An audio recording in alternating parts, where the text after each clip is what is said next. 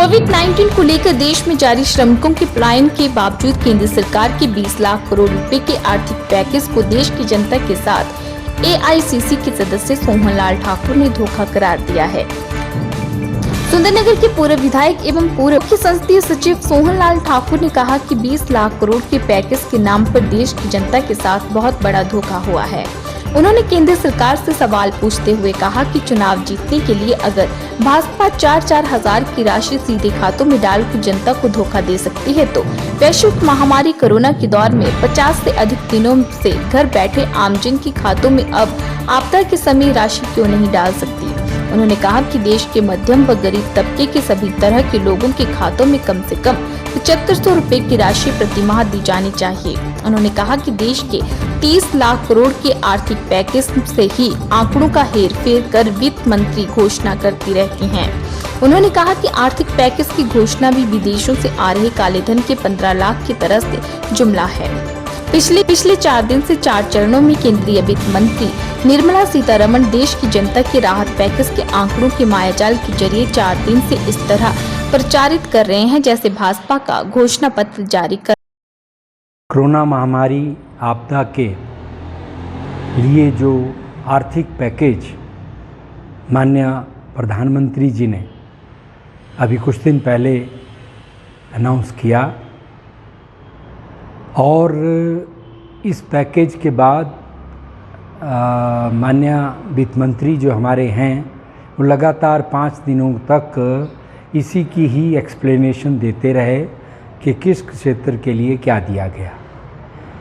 लेकिन आपदा के इस वक्त जो लोगों की सभी लोगों की जो ज़रूरत है वो है राहत की, ना कि पैकेज की। इस पैकेज के माध्यम से 5 दिन वित्त मंत्री ने लगा दिए और ये बताते हुए कि ये इस तरह का ऋण किसानों को दिया जाएगा, इस तरह का ऋण जो इंडस्ट्रियलिस्ट हैं उनको दिया जाएगा, छोटे उद्योगों को दिया जाएगा, बिना कोलेट्रल के दिया जाएगा।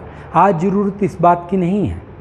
आज ज़रूरत है लोगों को सीधी राहत पहुंचने का, लोगों के हाथ में सीधी राहत पहुंचे, चाहे वो माइग्रेंट लेबरर हैं, चाहे वो मज़दूर हैं जिनकी नौकरियां चली गई हैं, चाहे किसान लोग हैं जिनका उत्पादन मंडियों में नहीं पहुंच रहा है, नहीं बिक रहा है।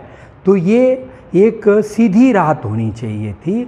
आपदा के इस वक्त में लोगों को पैकेज नहीं चाहिए और इस पैकेज में सारी वही बातें रिपीट हो रही हैं जो हमारे वार्षिक बजट में केंद्रीय सरकार ने दी हैं। वही घोषणाएं 5 दिन हमारी वित्त मंत्री जी करती रही। मैं ये कहना चाहता हूँ कि जब इलेक्शन था तो एक किसान सम्मान योजना दी गई और ये योजना लोगों को सीधा प्रलोभन था।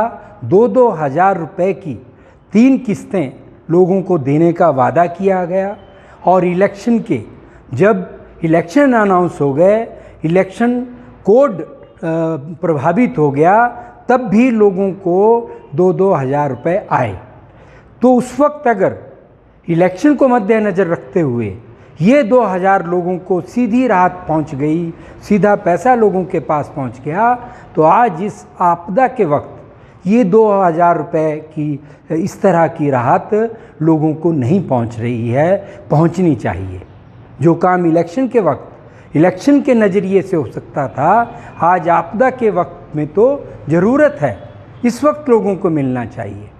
तो ये जो सीधा पैकेज दिया गया है, मैं तो ये कहना चाहता हूँ कि जो पहले भी ये घोषणा हुई कि हर आदमी के खाते में 15-15 लाख रुपए आएगा, ये वैसा ही घोषणा इस आपदा के वक्त में 20 लाख करोड़ रुपए की गई है, जो कि वास्तविकता में उसको लोगों तक सीधे रूप में पहुंचना मैं समझता हूं पहुंचेगा ही नहीं।